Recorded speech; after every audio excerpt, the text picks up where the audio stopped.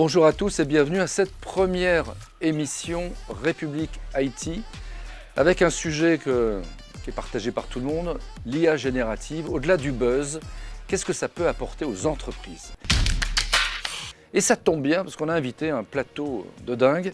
Tout d'abord, Quentin Briard qui fait la pluie le beau temps au Club Med. Au Club Med depuis 1950, un concept de vacances tout compris. Et aujourd'hui, force est de constater que ce concept fonctionne toujours super bien. Eh oui, même après 74 ans d'existence, on est Et dans le monde entier. Bien présent dans le monde entier, dans 70 resorts dans le monde, toujours avec nos géos. Et toujours avec un peu de digital au milieu, et ça c'est important. Et toujours le digital qui aide l'expérience client. Ensuite, nous avons Nouaman Cherkaoui, directeur général BPCE Solutions Informatiques, directeur général adjoint, et qui écrit des bouquins incroyables. Donc j'aimerais qu'on fasse un focus sur ce dernier ouvrage. Donc Nouaman, cet ouvrage, il dit quoi? Il dit qu'aujourd'hui, la transformation digitale ne peut se faire qu'avec de l'IA générative, c'est ça que ça veut dire? Alors, pas tout à fait, il dit que l'IA c'est un univers parmi d'autres. On a une D'accord. phase, on va en parler de buzz aujourd'hui. L'IA c'est un asset, il va se développer, il va avoir sa phase de hype, il va baisser, il va devenir normal. Très bien, Voilà. merci d'être avec nous. Et puis nous avons un poids lourd, François Gauthier, c'est le leader mondial de la production d'eau, traitement de déchets et de l'énergie, c'est Veolia, c'est le patron du digital, du business et des technologies. L'IA, dans l'industrie, on dit souvent que c'est un peu plus compliqué. Non, c'est pas vrai. Nous, ça Non. fait des années qu'on met de l'IA dans nos produits digitaux pour aider nos clients Ouais. à économiser de l'eau, à économiser l'énergie et à mieux gérer les déchets. Donc, pour moi, est-ce que c'est un buzz? Je ne sais pas. On va en parler. On va en parler. Et enfin, nous avons un peu notre spécialiste IA, c'est Gilles Simbalista, qui est conseil expert data IA chez CGI, qui est une ESN, 90 000 collaborateurs dans le monde entier. Et là, on va voir avec vous que l'IA aujourd'hui, eh bien, il y a du buzz, mais il faut savoir s'en servir. Il y a les deux, il faut savoir l'utiliser à bon escient, et ce n'est qu'un moyen, comme on l'a évoqué tout à l'heure. Voilà, on va commencer tout de suite avec la revue de presse de Jérôme Durand.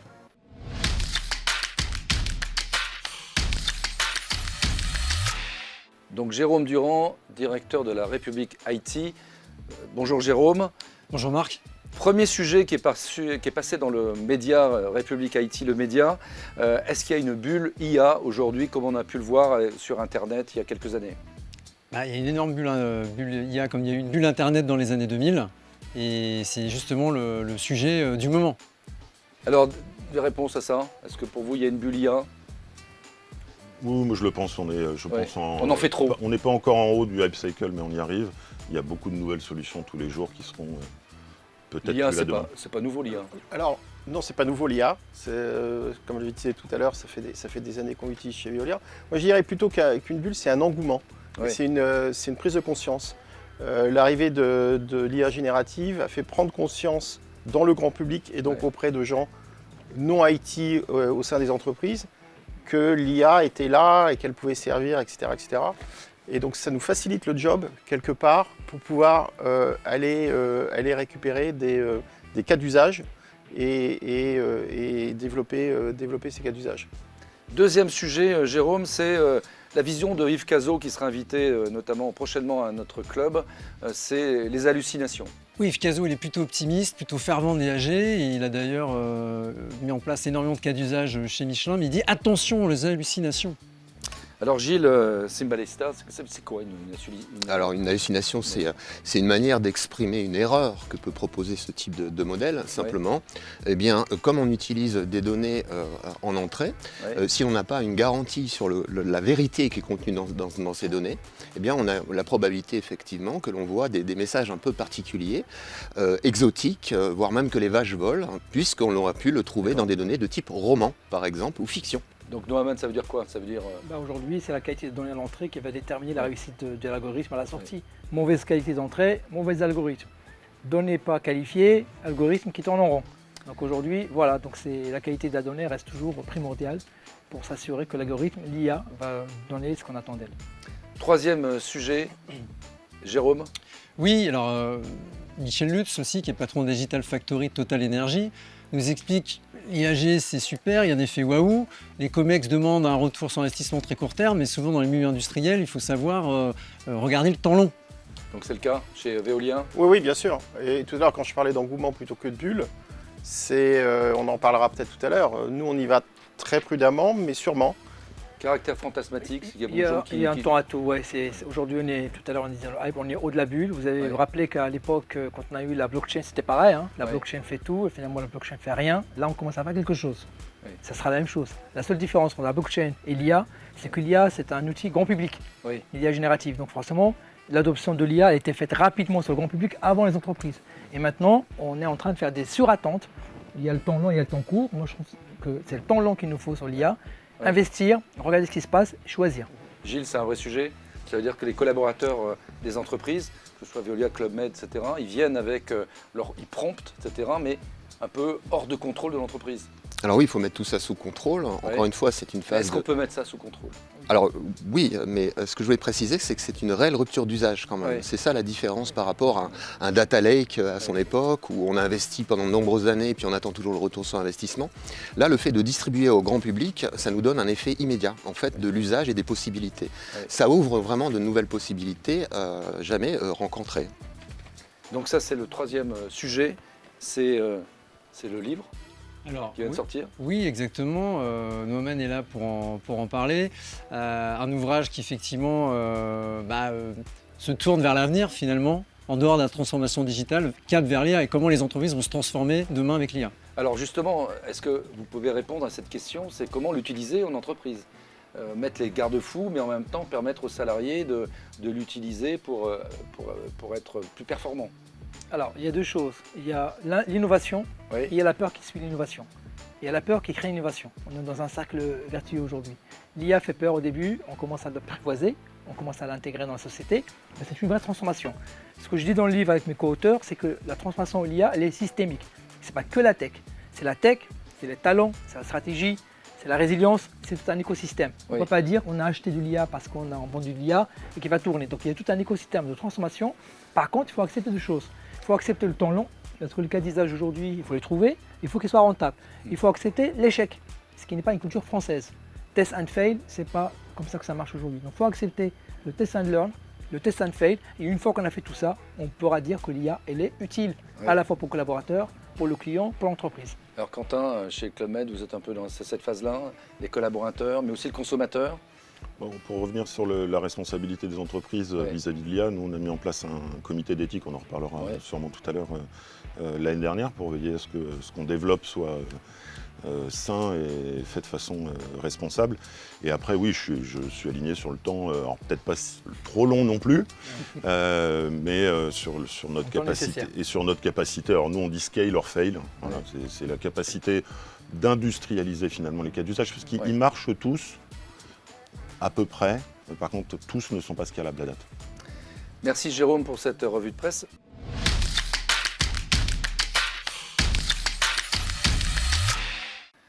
Alors Gilles Sambalista, c'est très heureux de vous recevoir parce que vous êtes l'expert data IA chez CGI, qui est un des leaders mondiaux en tant qu'entreprise de services numériques.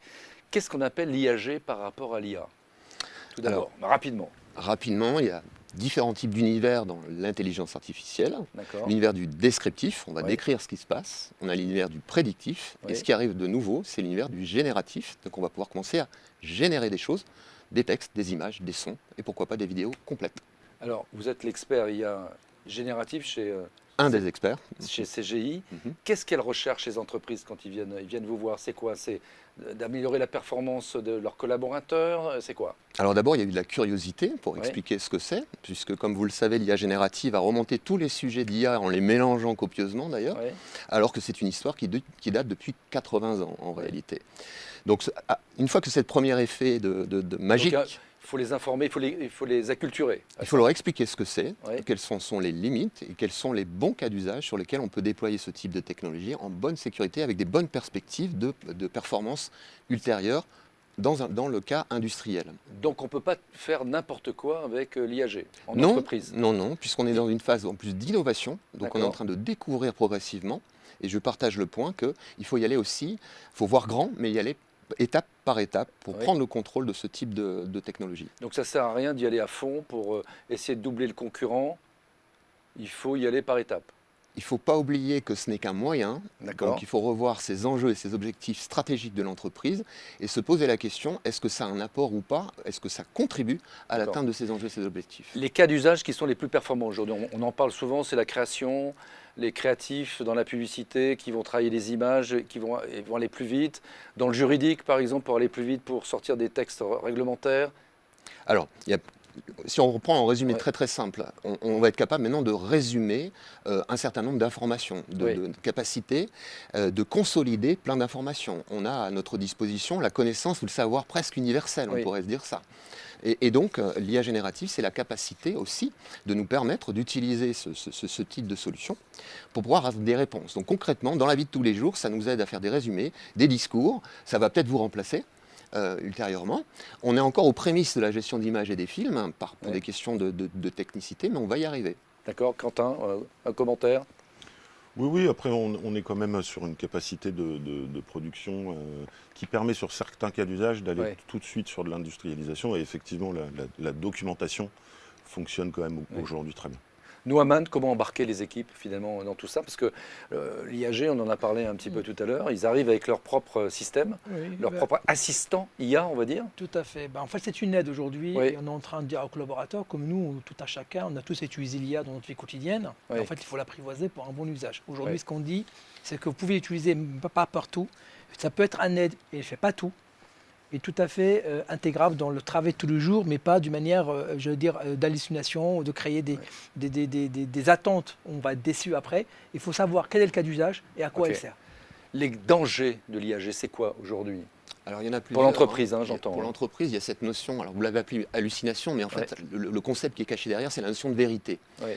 Il faut voir l'IA générative, ou ce type de modèle, comme de la doxa. C'est la vérité de la foule qu'on a consolidée. Ouais. Donc, autrement dit, quand on consolide la doxa, ça ne veut pas dire que c'est la vérité. Donc là, la particularité, c'est qu'on n'a pas de notion de vérité. On n'a pas de droit d'auteur non plus, Ouais. d'ailleurs. C'est ça qui est assez amusant. Ouais. Donc en fait, le risque, c'est de prendre pour fait avéré ou pour vérité, selon qu'on consulte ou pas Ouais. tel ou tel type d'information. Et ça pose la question de savoir apprendre. C'est quoi savoir apprendre demain avec Ouais. ce type de technologie? François Gauthier qui a beaucoup étudié le sujet, chez Veolia, les dangers, c'est quoi? Sur quoi vous travaillez actuellement dans une grande entreprise comme la vôtre? Alors, les dangers, c'est d'aller utiliser des modèles publics dans Ouais. lesquels vous téléchargez les données de l'entreprise. Ouais. Les données de l'entreprise deviennent visibles de parties Donc tierces. ça veut dire que les collaborateurs qui arrivent avec ce genre de données, ça reste à la porte. Ça reste à la porte. Comment vous Et allez d'où- contrôler ça? Alors, nous, ce que l'on a fait, c'est qu'on a développé notre propre environnement Oui. avec effectivement les LLM du marché. Ouais. Voilà. LLM, ça veut dire? C'est un large modèle de langage, on va dire ça comme D'accord. Bah, c'est ChatGPT, c'est Ok. Claude, c'est voilà, c'est ça. Mistral, un Ouais. certain nombre de choses comme ça. Et nous, on l'a mis sur notre propre environnement sous Google Cloud, parce que D'accord. on utilise Google. Et maintenant, effectivement, c'est à disponibilité dans un environnement privé, contrôlé, des collaborateurs pour éventuellement rédiger des appels d'offres. On parlait de documentation, effectivement. D'une façon générale, la documentation est un cas d'usage largement utilisé. Donc il y a des dangers, mais en même temps, on doit y aller. Donc quelle Oui. gouvernance il faut mettre en place dans chaque entreprise? Qui il faut mettre autour de la table? Alors, je ne suis pas sûr de pouvoir répondre à cette question en une seconde. Pourquoi? Mais Parce que, Parce que la chacun- gouvernance, c'est Ouais. un impact énorme. Puisque Ouais. comme on sait que l'IA générative a un impact très très fort sur la productivité, en tout cas Ouais. c'est pressenti, notamment sur, par exemple, on améliore les capacités d'un développeur de 30% de productivité sur les juniors et 90% sur les experts. Ouais. Donc ne pas voir qu'on a un problème d'organisation, de modèle opérationnel et finalement de repenser les modèles, les rôles, les responsabilités et l'organisation dès le démarrage de ce type de projet, c'est se tirer une balle dans le pied au niveau de l'adhésion future de ce type de solution. Donc il ne faut pas faire de gouvernance, il ne faut pas mettre... C'est pas ce que je dis, c'est qu'il faut l'établir de manière précise dans le contexte approprié, Alors, en Norman, fonction de la maturité de la structure. Qu'est-ce qu'il faut faire? Non mais déjà ce qu'il faut faire, c'est que on n'annonce pas des chiffres, parce que les chiffres, je comprends que dans un élément, on peut avoir des 90%, 300% de productivité. Nous, chez BPCE-SI, on ne l'a pas vu. Ouais. On ne l'a pas vu parce qu'on a fait des tests. Ouais. On a mesuré, et aujourd'hui, on est très très loin de cette avant-vente de la productivité qu'on nous promet. Donc c'est du buzz. Pour le moment, on encore du buzz. survend un Il y a peu de la l'IA promesse. générative. Il y a de la promesse, il y a de l'attente. On a parlé des données, on a Ouais. parlé de l'entraînement, on a parlé de l'LLM. On a encore beaucoup de travail à faire pour que cette productivité annoncée, espérée, voulue, soit réalisé. Aujourd'hui, c'est comme un PPT. Aujourd'hui, ce n'est pas encore une réalité. Donc les éditeurs s'embarquent là-dessus pour Mhm. vendre leurs solutions. Donc il faut s'en méfier un peu. Il faut y aller prudemment, puisqu'il y a Ouais. il y a encore des modèles qui sont très très publics. Et donc attention aux données confidentielles, bien sûr. Merci Gilles pour ce premier tour d'horizon. On vous garde avec nous parce qu'il y a plein d'autres sujets qu'on va, Bien sûr, avec plaisir. je vous demanderai vos commentaires. Avec plaisir.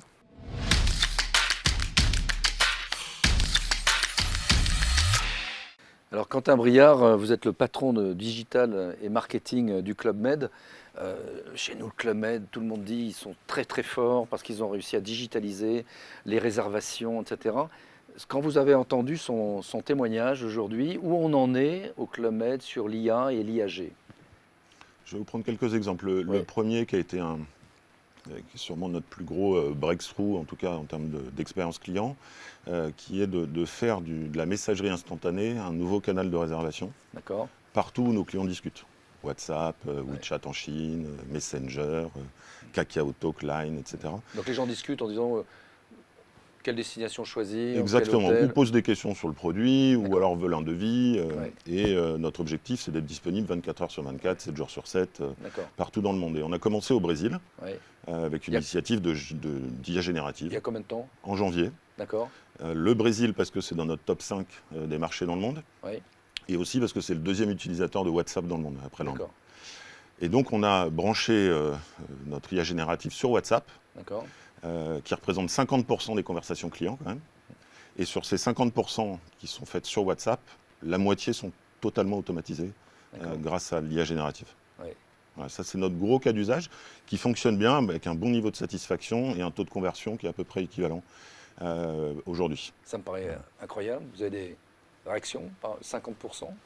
Ah non, ça me paraît tout à fait réaliste. Je suis impressionné même par le fait que vous êtes allé tout de suite en fait sur ce genre d'acceptation. Pour être honnête, on avait commencé par un agent conversationnel l'année dernière qui était dédié à nos agents de réservation, ce qui nous permettait aussi de tester les choses en interne. On avait analysé l'ensemble des conversations téléphoniques aussi pour voir quel type de questions étaient posées et on s'apercevait qu'il y avait quand même des choses assez simples que l'IA générative est capable de faire. Et du coup, là, on l'a déployé, parce qu'on parlait d'industrialisation, à Singapour, en Malaisie, en Angleterre, en Afrique du Sud et ça arrivera dans d'autres pays européens d'ici la fin d'année. Donc là, on voit que là, c'est efficace. Là. Tout de suite. Absolument. Tout de suite, tout de suite. Pas efficace. Tout de suite, un résultat sur le chiffre d'affaires. Vous avez mesuré ça en termes de ROI?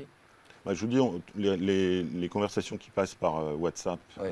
et en automatique ont un taux de conversion qui est équivalent à aujourd'hui. C'est pas un peu dangereux, WhatsApp, de mettre. Non? Sur un plan Pourquoi cyber, sur un plan des données, de la data. Pour l'instant, non, puisque nous n'avons pas de données personnelles dans WhatsApp.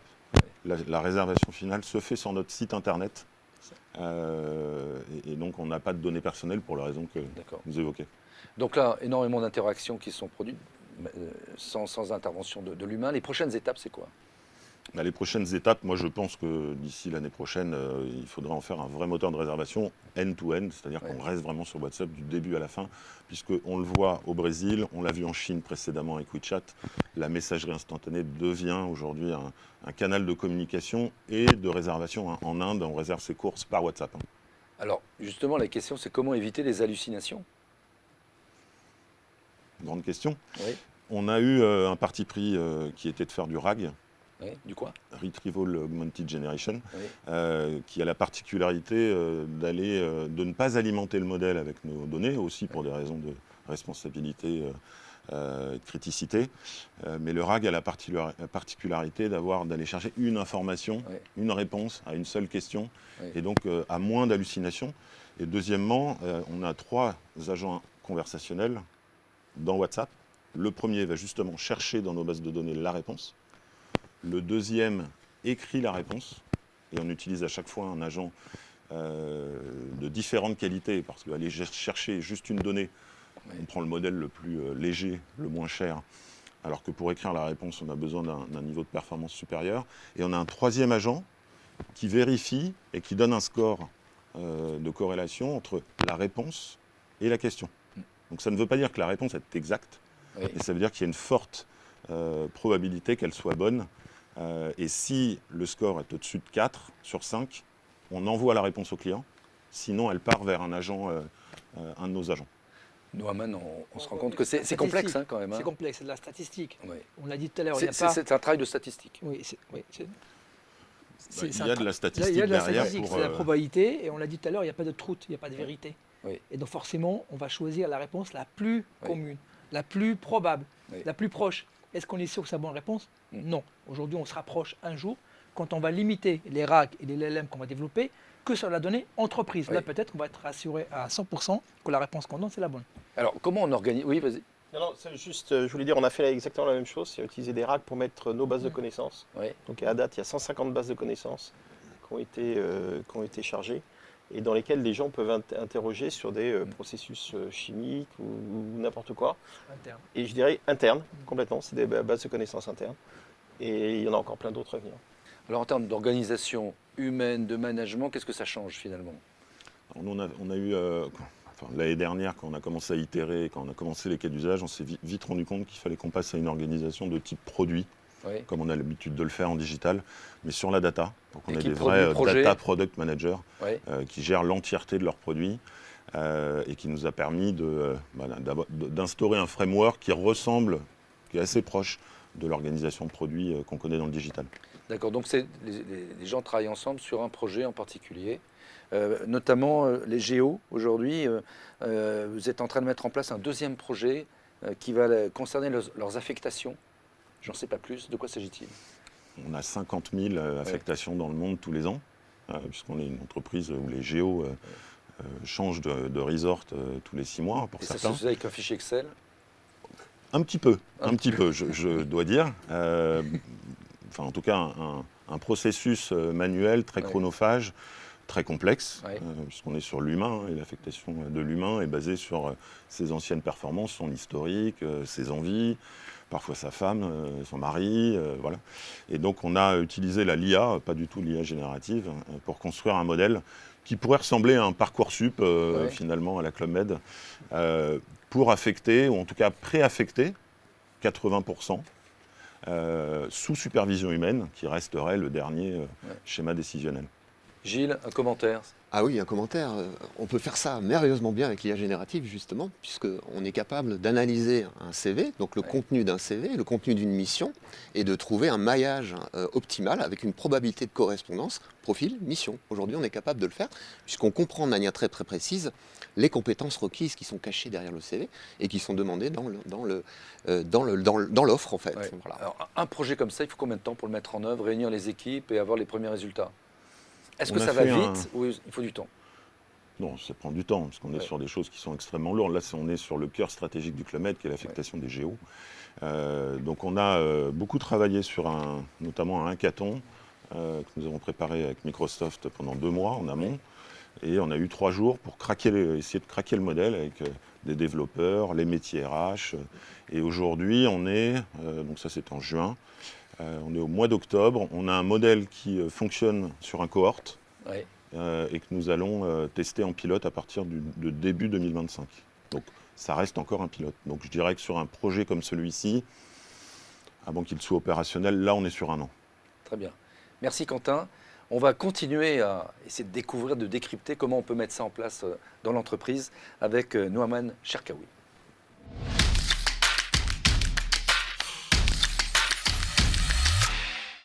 Noaman, DGA, BPCE, solutions informatiques, ça consiste en quoi? Donc c'est une grande banque, je précise qu'il y a aussi d'autres marques, il y a la Caisse d'épargne, il y a Natixis, il y a le Crédit Coopératif dans le groupe. Donc l'IA dans les solutions informatiques aujourd'hui, comment ça va t'intégrer? Peut-être un commentaire sur ce qu'on a entendu depuis le début de cette émission. Alors, BPCE Solutions Informatiques, c'est la DSI Retail du groupe BPCE. Donc on sert les établissements, en fait, les marques que vous connaissez déjà, Caisse d'épargne, Banque Populaire, les métiers spécialisés qui sont les métiers les expertises comme le leasing, comme le crédit à la consommation et l'assurance vie et non-vie. Donc voilà, on sert tous ce métier-là. C'est une équipe de 5000 personnes. Interne, externe, 2500 internes, 2500 externes. Et nous, l'IA, aujourd'hui, c'est un moyen. On a un moyen de technologie. On est une boîte de tech, on assume, Et Dans on la fait. banque, ça se traduit par quoi concrètement l'IA Bah, et l'IAG? deux choses dans l'IA. Donc, dans les parcours, on va voir, il y a tout ce qu'on appelle l'IA business. Oui, Donc, on est en train de regarder un peu comment ça se passe pour l'intégrer dans les parcours, Ouais. faire des expériences de personnalisation. Et moi, je m'occupe, en tout cas, nous, on s'occupe de l'IA for tech. Parce Ouais. qu'on parle rarement d'IA for les technologies. C'est pour les développeurs, c'est pour les gens qui font les business analysts, pour les PO. En fait, c'est tout un pont de l'IA qui est un peu méconnu dans la place. oui. Même ça a créé du buzz. On entend des chiffres à droite et à gauche, comme quoi ça va révolutionner le travail du développeur. On est au début de l'histoire, on n'est pas encore à la fin. Donc ça révolutionne le travail du développeur à quel point? Il y a des choses Ça- qui ça va doit- automatiser. Bah, deux choses. Ouais. Il y a le travail d'automatisation des tâches, et ça, Ouais. on n'avait pas besoin. On n'attend pas l'IA générative pour le faire. Ça a commencé avant. Aujourd'hui, l'IA générative, on l'a dit tout à l'heure, c'est génératif. Elle génère du texte, elle génère Ouais. du code. Et c'est ça qu'on est en train de tester aujourd'hui. Il faut savoir est-ce que vraiment le développeur aura un accompagnateur, un compagnon du développement qui va lui permettre, de développer plus vite, mieux, Oui. de bonne qualité. Donc là, pour l'instant, c'est les effets d'annonce, mais dans le concret, vous avez encore du mal Oui. à voir les résultats. Bah, comme tout le monde, l'effet d'annonce, oui, l'effet buzz, on en a parlé. Donc, on a eu des chiffres hallucinants, en plus l'hallucination elle-même, Ouais. qui a été annoncée. On est en train de tester aujourd'hui, de regarder vraiment la main dans le cambouis. On a 3 cas d'usage globalement. C'est le compagnon du développeur et l'aider à développer. On D'accord. a la rétrodocumentation. Et le deuxième, c'est la montée de version. Le troisième, c'est comment aider à des montées de version qui sont un travail chronophage, qui méritent d'être automatisés, évolués pour qu'on puisse gagner en efficacité. Tout ça, c'est organisé en use case. Oui. Donc 3 catégories. Il y a les use cases qui sont en mode réflexion, est-ce qu'on les fait, on ne les fait pas. Et à l'époque, qu'on est en train de faire avec des éditeurs ou en interne, et on va voir si vraiment il y a de la valeur générée derrière ou non. Et il y a l'industrialisation, une fois que le POC est une réussite. Donc Gilles, on en est au début en fait, et on survend l'IAG comme étant la révolution, et en fait, C'est un point de vue, puisque nous on constate tous les jours que ça optimise le temps de développement. Donc Ouais. c'est une réalité déjà chez nous oui, en fait. c'est une En réalité. réalité. Donc un petit, Mais on- Ça dépend de quel code, de quel périmètre. Bien sûr, c'est tellement large. Ouais, que- c'est Ouais. tellement large le dispositif qu'on ne peut pas Mais avoir une réalité Je vous absolue. propose juste un raisonnement de pensée, c'est Ouais. que l'IA générative a été créée au départ pour passer d'un langage à un autre. Oui. Comment on peut concevoir qu'on ne peut pas passer d'un langage à un autre Ouais. beaucoup plus restrictif qu'un langage de programmation? Ça a pas... Théoriquement, on va y arriver, voilà. François C'est ça que je Gauthier. dis. Il y a un mot qui a été prononcé, qui est le mot de compagnon, qui a Ouais. été prononcé. L'IA et l'IA générative, nous on dit c'est l'employé augmenté, c'est les opérations augmentées, donc les usines qui utilisent de l'IA pour être plus efficaces, Club Med, etc. c'est de l'employé augmenté, hein, ce qu'il nous a démontré tout à l'heure. Oui, oui, aussi, Ouais. oui, quelque part aussi. Et donc c'est effectivement, ça peut pas remplacer l'humain. Non. C'est vraiment une coopération, un compagnonnage, Tout à on fait. pourrait dire, un compagnonnage entre l'IA et l'humain. Par contre, il y a une technologie de l'IA, on en parlait tout à l'heure ensemble, qui s'appelle les agents, qui arrivent. Il y a eu des annonces récentes d'éditeurs, etc., qui là sont capables d'être beaucoup plus autonomes et d'effectuer des tâches plus complexes en les catégorisant en tâches plus simples. Et là, on arrive quand même à quelque chose qui pourrait remplacer l'humain à terme, sauf que l'humain gardera toujours son droit de préemption, si je puis dire, Ouais. sur le décisionnel. Alors, il y a deux choses. C'est vrai qu'aujourd'hui, il y a plein de métiers, on croit que l'IA va remplacer l'humain. Moi, je ne crois C'est pas une qu'il va... connerie. C'est pas une connerie, il va remplacer certaines tâches D'accord. que fait l'humain. L'humain, il est irremplaçable. Vous savez, hein, Aujourd'hui, ce qui nous fait des êtres humains, c'est l'intelligence. Hein. Ouais. Donc ça, on va le garder encore longtemps. Oui. Ce qui va se faire, c'est qu'aujourd'hui, on a des nouveaux métiers qui vont apparaître. oui, Le prompteur, etc., les gens qui vont faire du fine-tuning sur LLM, on va créer des développeurs augmentés avec de nouveaux métiers. Oui. Mais le développeur lui-même, on aura toujours besoin. Parce qu'il y a toujours des spécificités, Oui. il y a des failles de sécurité qui peuvent être générées, et on a besoin de quelqu'un qui va passer derrière, qui va contrôler le code, qui va lui faire parler. Donc moi, je ne crois pas qu'on va faire disparaître des emplois, on va créer d'autres. Oui. En tout cas, c'est ma conviction la plus profonde. Quentin. Je vais prendre deux exemples et je suis tout à fait d'accord sur les tâches. C'est une suppression de tâches, une réduction de temps de certaines tâches. Deux exemples très concrets. On est Club Med, l'outil marketing le plus efficace au Club Med, c'est l'image. Oui. Donc on a une banque de données de 50 000 images, indexées par le passé manuellement. Aujourd'hui, ça c'est un modèle qu'on a entre guillemets entraîné au code Club Med, hein, donc le Trident, les géos, les plages, certaines de nos resorts. Ça aujourd'hui c'est fait par un modèle et qui va l'indexer directement dans notre DAM, notre Digital Asset Management. Bon bah ça c'était 8 heures par reportage photo précédemment. C'est ça. Aucune valeur ajoutée. Mm. Donc on a supprimé une tâche. L'autre tâche, c'est la traduction. On a tous des CMS, les entreprises internationales. C'est une tannée. C'est souvent pas fait d'ailleurs. On a entraîné le modèle au Tone of Voice Clubmed, qui est très particulier à chaque entreprise. Et ça fait quand même une accélération de time to market qui est démentielle. Alors Noaman, vous avez d'éditer un ouvrage, le nouvel horizon de la transformation digitale.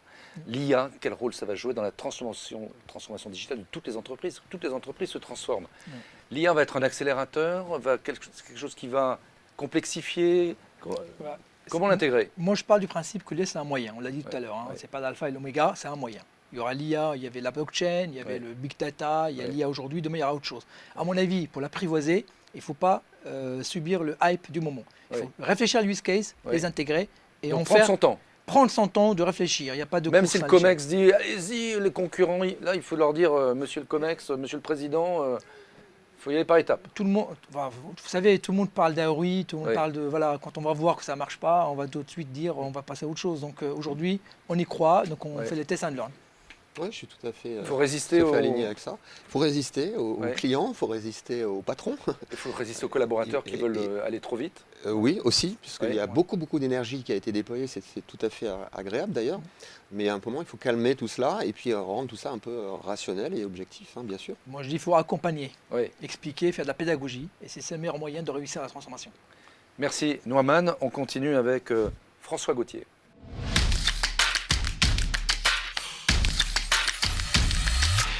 François Gauthier, donc, que vous représentez Veolia, vous êtes le patron digital, business, technologie de groupe Veolia. 220 000 collaborateurs, il y en a combien qui utilisent l'IAG aujourd'hui sur ces 220 000? Sur notre environnement SecureGPT, l'IAG générative, ce qu'on a mis en place, il y a à peu près 40 000 utilisateurs par trimestre. 40 000 qui utilisent l'IAG chez Veolia par trimestre. Alors à la fin de l'année prochaine, on sera à 100 000. Alors c'est pas un pur player en plus Veolia? Non, pas du tout. Mais comme j'ai expliqué tout à l'heure, c'est-à-dire que les gens, dans la mesure où l'IA générative est passée dans le grand public, il y a eu une demande très forte, il y a eu un engouement et une demande très forte d'utiliser à des fins documentaires en particulier, mais pas que, l'IA générative. Donc on a mis en place notre environnement propre, sécurisé, et on voit une montée exponentielle des utilisations depuis le lancement il y a 1 an. Donc concrètement, ils se pluguent sur cette plateforme sécurisée. Exactement. Donc le matin, ils arrivent avec leur smartphone. Ils l'utilisent s'ils en ont besoin. Avec leur ordinateur. Exactement. Et qu'est-ce qu'ils voient sur leur ordinateur en arrivant? Alors, c'est pas en arrivant. C'est pas en arrivant. Ça va venir, ça, effectivement, puisqu'on est en train de développer un add-on qui sera sur leur environnement Google Workspace. À nouveau, nous sommes sur les technologies Google, qui leur permettra d'interroger, par exemple, de faire de la rédaction de réponses à email. D'accord. Avec de la possibilité de traduire, possibilité de changer le ton de l'email dans la réponse. Si l'email était agressif, de calmer, etc., le jeu. Et en faisant appel à effectivement notre environnement SecureGPT. D'accord. Donc ça, c'est un add-on qu'on est en train de développer. Quand vous les interrogez, vos collaborateurs, qu'est-ce qu'ils veulent? Qu'est-ce qu'ils vous disent? Est-ce qu'ils ont envie d'être contraints dans une solution de l'entreprise? Ou vous préférez être libre et... Ah non, de toute façon, ils n'ont pas le choix. Ils n'ont pas le choix. De toute façon, ils vont pas avoir le choix. Parce que sinon, l'alternative, c'est d'aller, comme on le disait tout à l'heure, c'est d'aller mettre ces datas sur des modèles publics. Donc, il n'en est pas question. Alors après, quand ils sont chez eux, ils peuvent le faire éventuellement, mais normalement, ils ont pas le choix. Noaman, c'est un excellent exemple. Veolia, ce qu'ils ont fait.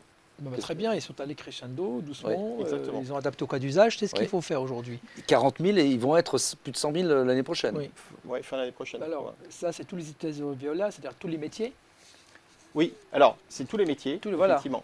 Après, sur les métiers spécifiques de l'industrie ou de la relation client, là pour le coup on est sur des cas d'usage spécifiques. Donc là on a mis en place une gouvernance, on a fait remonter 500 cas d'usage.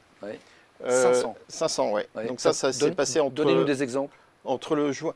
Des exemples, c'est amélioration de la productivité des usines, c'est l'anticipation de fuite sur des réseaux d'eau potable. Qui c'est qui propose ces cas d'usage? Améliorer la relation client. Comment? Qui propose ces cas d'usage? Ça nous vient des business units. Ça vient des business units, ça vient des métiers, des différents métiers. Donc ces cas d'usage, il y a une gouvernance qui les a fait remonter. On est en train de faire un petit peu le tri, de savoir sur lesquels effectivement on va investir, de façon effectivement à apporter des solutions concrètes à nos clients ou à nos opérateurs de façon à améliorer effectivement la productivité. Alors la gouvernance, ça se passe comment? Entre les gens qui proposent leurs projets, ceux qui sont acceptés, qui s'occupe de ça? Qui est autour de la table? Il y a un jury? Comment ça se passe? Non, il n'y a pas un jury, il y a un steering committee qui est présidé par un membre du COMEX, qui est en train de regarder. Donc pour l'instant, je sais... Il a la maturité, la compétence de pouvoir juger? Non, mais autour de lui, il y a toute une équipe. Il y a toute une équipe autour de lui qui effectivement instruit les dossiers, déjà vérifie, c'est-à-dire que sur les 500 cas d'usage qui sont remontés des business units, il y a des doublons, forcément. Oui. Donc il y a déjà effectivement regarder ce qui est doublonné, regarder ce qui peut, parce que là, pour le coup, on parle sur des choses qui sont beaucoup plus complexes que juste d'utiliser les LLM, les fameuses LLM du marché. Donc il va y avoir des investissements derrière. Et là, il y a la notion de ROI. On en a parlé tout à l'heure, on n'a peut-être pas beaucoup insisté. Comment sur la notion de ROI. Comment ça se calcule? C'est ça qu'il faut qu'on regarde. C'est comment ça se calcule. Ça peut se calculer par du chiffre d'affaires supplémentaire parce que amélioration de la relation client. Donc il y a un business plan pour chaque cas d'usage? L'idée, c'est de faire un business plan, de faire un business case, puisqu'un business plan, de faire un business case pour chaque utilisation qui nécessitera des investissements considérables.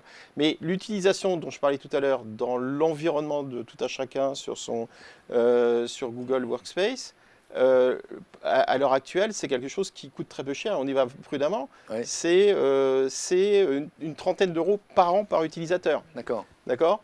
Quand on parle c'est 10 fois plus les technologies qu'on parle de Copilot ou de Gemini de Google. Donc ça peut monter très rapidement. Donc ça, c'est un coût qui nous est propre et qui, avec l'augmentation à 100 000 utilisateurs, va sans doute descendre puisque on va amortir des coûts fixes. De cette façon. Gilles, un commentaire. C'est une bonne gouvernance, ce qu'ils ont mis en place? Il y a des questions Oui, très efficace, concret, opérationnel. On mesure tout de suite les résultats. On adapte si ça... Le ROI, comment on le calcule en fait? Alors c'est compliqué parce que là, c'est un usage quotidien de tous les jours sur différents métiers. Donc les KPI peuvent être différents en fonction des tâches de chacun. Mais globalement, ce qu'il faut retenir, c'est que l'IA générative, on gagne du temps. C'est ça qu'il faut retenir. La question, c'est au profit de quoi? Et ça, c'est charge à vous de le travailler. On gagne du temps et on gagne de la connaissance. On gagne de l'information, c'est-à-dire que la data se transforme en information, en connaissance, qui permet d'améliorer le décisionnel. Et tout à l'heure, on parlait des agents. Les agents vont être capables de prendre la décision à notre place. Et c'est là où faut placer le curseur de l'humain par rapport à ça. Mais c'est structurant en fait. C'est structurant totalement. Moi, je vais sortir une vieille méthode que nous, à l'IT, on utilise. Il n'y a pas de mal à ça parce qu'on fait de la tech moderne, mais aussi des cas d'usage qu'on choisit. Nous, on applique la méthode Good, Better, Best. Vous connaissez déjà, chaque cas d'usage. On choisit qu'il est good, better ou best et on choisit en fonction de ce qu'il va apporter. Mais derrière, ce qu'on fait, on mesure les usages. Une fois qu'on a mis en place, on va mesurer l'usage. Ça, on le fait rarement dans la banque, mais nous, on le fait chez BPCE. On développe, on industrialise, on déploie et on mesure l'usage. Une fois qu'on a mesuré cet usage-là, on est sûr que oui ou non, il y a un ROI, ça nous permet d'apprendre, mieux choisir et mieux exploiter nos potentiels. Quentin, un commentaire sur... Alors nous, on n'a pas la même méthodologie, mais je comprends très bien qu'on n'a pas la même taille non plus. Et on n'a pas la même taille, effectivement. Nous, on a fait le parti inverse Enfin, pas le parti inverse. Nous, on a été au contact des métiers, notamment des RH, des finances, du secrétariat général, du marketing, pour récolter leurs pain points. Donc, on ne parlait pas d'IA. On faisait des ateliers pour vraiment récolter là où ils avaient un point de douleur, passer trop de temps. Suite à ça, on a analysé, et puis c'est de là qu'on sort une matrice, impact effort, sur les cas d'usage. Pas toujours avec un big case, puisque sur certains cas d'usage, il est extrêmement difficile de savoir où est-ce qu'on va se situer. Mais dans ces cas-là, on utilise des tables de sensibilité. Et parfois, très franchement, il y a des cas d'usage, je pense au marketing. On a un outil conversationnel qui leur permet d'écrire des emails, des posts Insta, et ça marche très bien. En résumé, François, est-ce que ça change un peu votre vision de l'IT? Est-ce que ça va changer la vision de la transformation digitale du groupe Veolia? Ce que vous êtes en train de mettre en place. Oui. Alors ça l'a déjà changé. Comme je disais un petit peu plus tôt, l'IA en propre, ça fait longtemps qu'on en fait. La reconnaissance d'image, par exemple, pour faire du tri de déchets, c'est quelque chose qu'on fait depuis des années. L'IA générative, oui, ça change. Après, difficile de mesurer ce qui est de la productivité. Comment on mesure ça, c'est la question. Et derrière, on est persuadé qu'il y a des choses qui vont changer la donne. Et on espère que dans les cas d'usage qu'on a fait parmi les 500, il y a des choses qui vont permettre de véritablement changer la donne par rapport à notre industrie qui est liée à l'environnement. Merci François pour ce témoignage extrêmement intéressant. Donc on voit que ça apporte énormément de productivité à l'entreprise, mais ce n'est pas sans risque et sans danger, c'est le sujet de notre débat.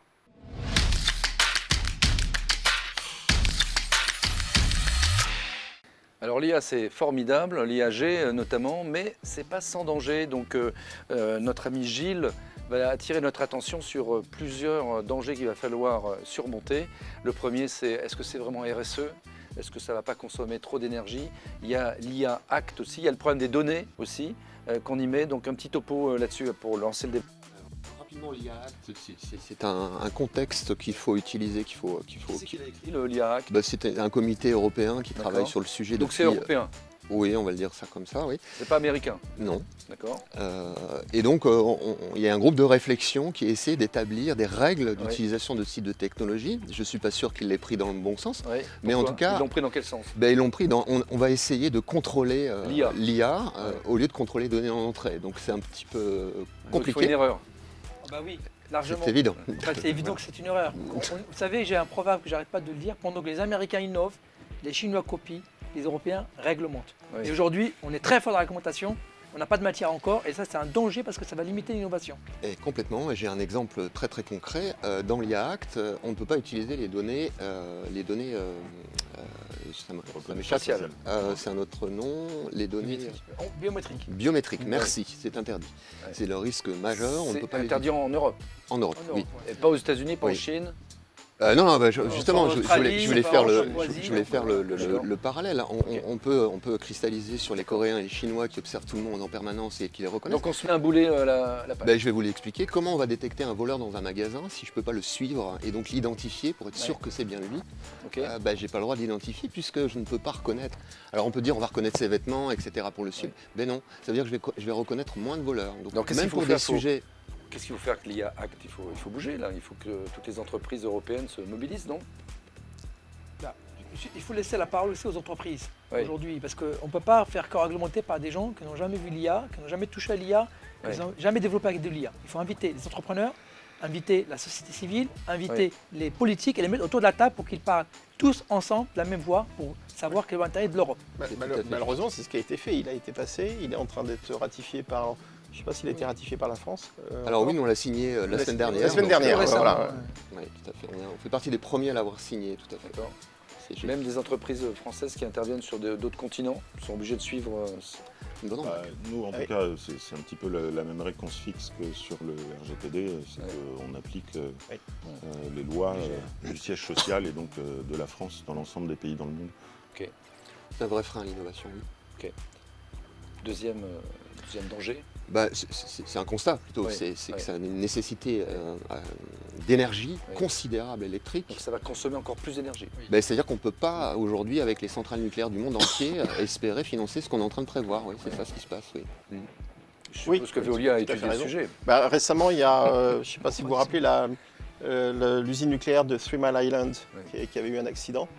A été, entre guillemets, toute la production de l'usine qui a été relancée a été préemptée par Microsoft pour alimenter des modèles de l'IA. C'est terrifiant ce que vous êtes en train de nous dire. C'est-à-dire que si tout le monde se met à l'IA aujourd'hui, on n'aura pas assez d'électricité, on n'aura pas assez d'énergie. Encore une fois, ça va s'apaiser tout ça, ça va se rationaliser, c'est-à-dire qu'on va trouver des nouvelles technologies, on va améliorer les modèles, on va consommer moins. Donc c'est pas RSE finalement de faire de l'IA? Pour le moment, j'ai envie de dire non. Il y a l'électricité, il y a l'eau. La consommation d'eau Exactement. dans les data centers. Et votre la directrice RSE de Veolia que je connais bien, elle dit quoi là-dessus? Vous en garde? Nous, on a des solutions pour les data centers qu'on propose à Microsoft, etc. Pour justement pour recycler l'eau, pour économiser la ressource. Il y a l'électricité, mais il y a aussi la ressource en eau, qui est, parce qu'à la limite, l'électricité avec du solaire, avec du... Enfin bon, ça ne suffira pas. L'eau, par contre, ça commence à être une denrée rare. Vous imaginez bien que ce n'est pas la première source d'émissions carbone au Club Med. Mais voilà, on en est aussi responsable. Il y a quand même des choses, entre guillemets, simples qui vont dans le même sens. C'est-à-dire que plus on met de données, plus ça pollue, plus ça coûte cher. Donc de base, by design, ne mettre que les données strictement nécessaires, un petit peu comme le RGPD, qui servent à un cas d'usage. vais prendre un exemple, on a réduit alors c'est plutôt sur du deep learning, mais on a réduit des consommations de cas d'usage de 40% de données. Parce que en fait, il y avait un tel engouement à mettre de la donnée, qu'on finissait par mettre toute la donnée, alors qu'on n'avait besoin que de 3% de la donnée pour réaliser le cas d'usage. Voilà, donc ça, c'est notre priorité aujourd'hui. Gilles, un autre danger, c'est la transmission. Si tous les juniors sont assistés par l'intelligence artificielle, comment ils vont transmettre, comment ils vont devenir seniors surtout? Alors c'est une très bonne remarque. En fait, ce qu'on constate, c'est que il y avait du shadow IT, maintenant il y a du shadow IA. Donc ils les utilisent, on les observe, on les voit, ils les utilisent. Donc ils performent un peu mieux parce qu'ils accèdent plus vite que les GitHub, que les GitLab à l'information, puisqu'ils peuvent l'exprimer même en étant junior avec pas les bons mots. Vous voyez, donc c'est un vrai accélérateur de formation.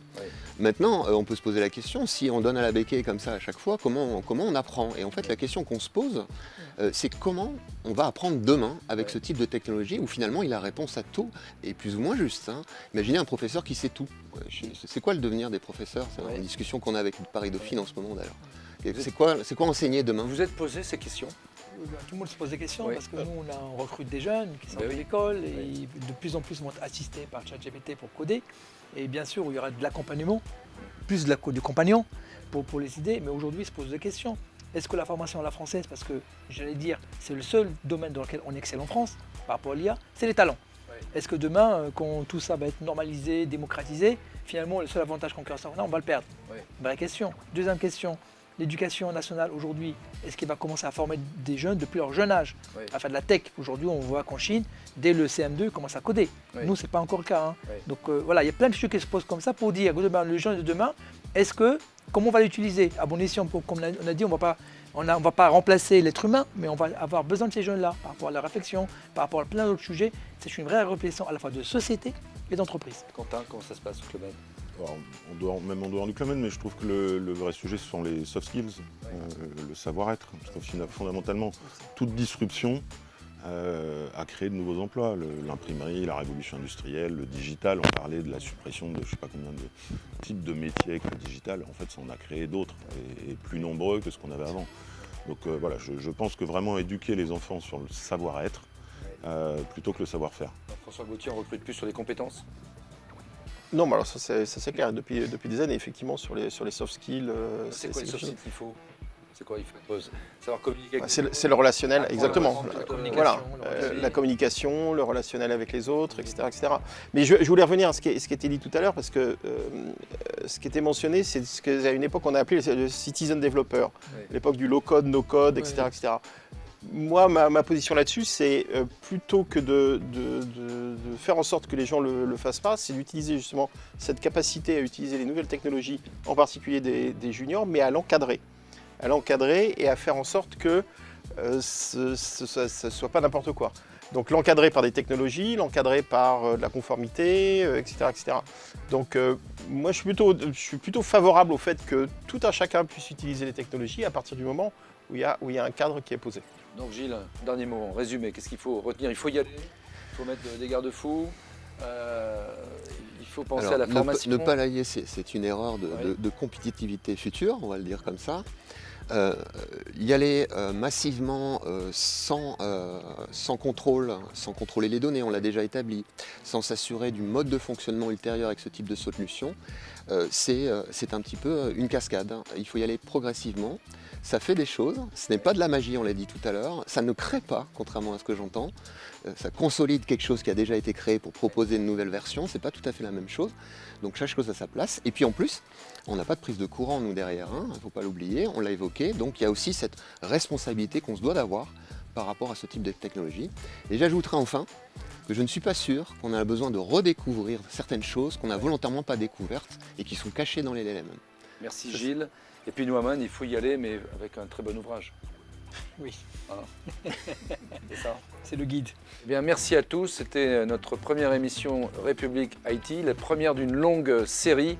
Jérôme Durand, patron de la République IT, c'est quoi les prochains rendez-vous? Alors surtout le prochain rendez-vous qui se veut très inspirant, un peu comme ce qu'on a vécu à travers l'émission, c'est le Disruptive Summit. C'est le rendez-vous annuel des DSI et des CTO, donc les patrons de la tech.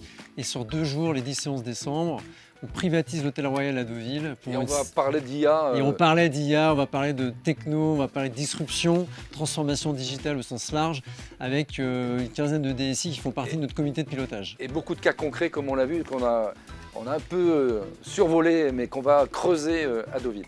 Exactement. Merci à tous.